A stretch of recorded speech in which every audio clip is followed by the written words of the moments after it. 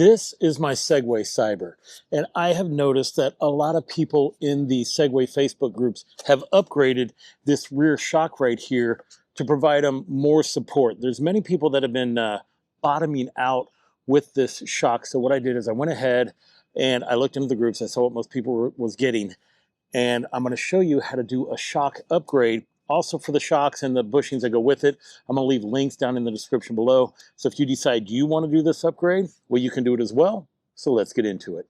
Before we do the install, I want to show you guys the kind of suspension that the bike currently has. As you can see, it's huge. There is a lot of travel with it. And then what we're going to do is we're going to put on the other shock and see how those two compare. The spring upgrade is a DJ Motor 280 millimeter rear shock. Now this one has 1,000-pound strength spring. It's D&M MK-AR. I will leave a link in the description, plus I'm going to pop it up here on the screen. This shock cost $129.19 on Amazon. And then you'll need the flanged sleeve bearings, 8 millimeter bore for a 10 millimeter hole. This is only $7.59. Grab a small hex key, and we need to remove this bolt right here and these two bolts right here. Now you should just be able to pull this out just like that. And you're going to do the same thing to the other side. This way you have access to the shock. For this next step, you're going to need a 10 millimeter socket and a 10 millimeter wrench. I'm assuming you can do it both with two 10 millimeter wrenches, but using this socket's going to make it so much easier. I'm going to lock it in on both sides. We're going to unscrew it. Take the nut off of that one side. And then I'm going to do the same thing to the top. I'm doing the same process right here.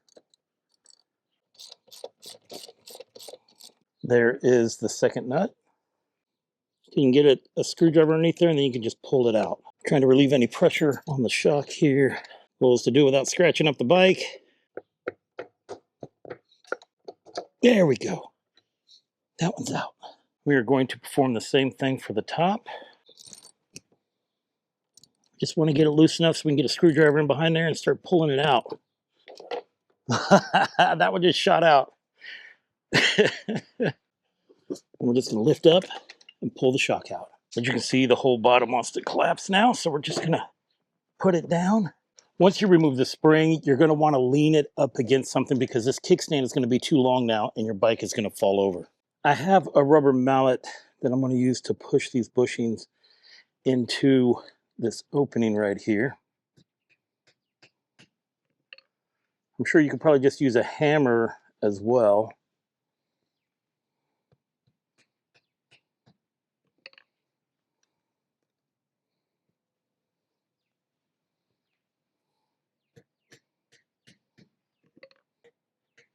There we go. All right, I have the two bolts. So the whole point is to get it to where it's in there, and then we will go ahead and tighten it up.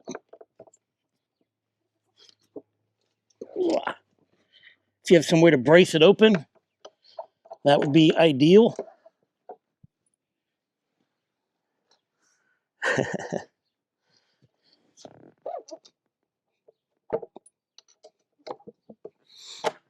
One end.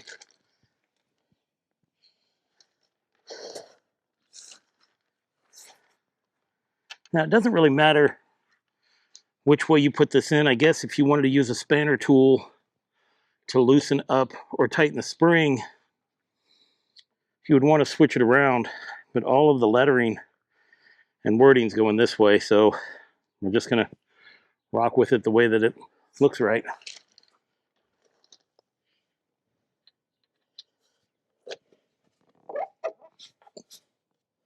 Doing this with two people would be ideal. Now we're just going to reverse the steps. You're going to put your nut back on and then tighten everything back up.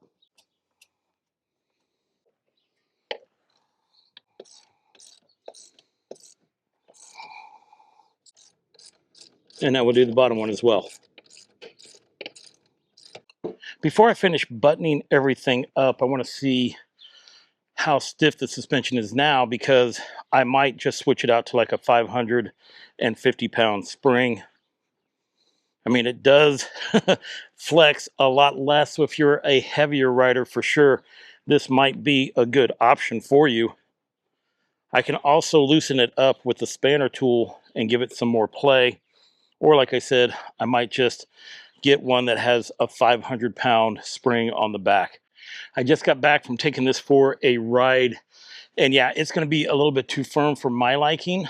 But if you're a heavier rider, I think it'd probably be just fine for somebody 225 pounds.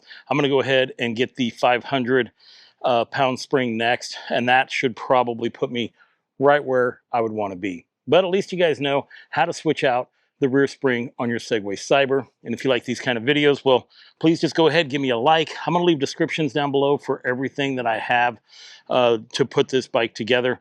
And then, well, if you like my videos, YouTube thinks you should watch this one next. So I want to thank you for watching. And until I see you again, enjoy the ride.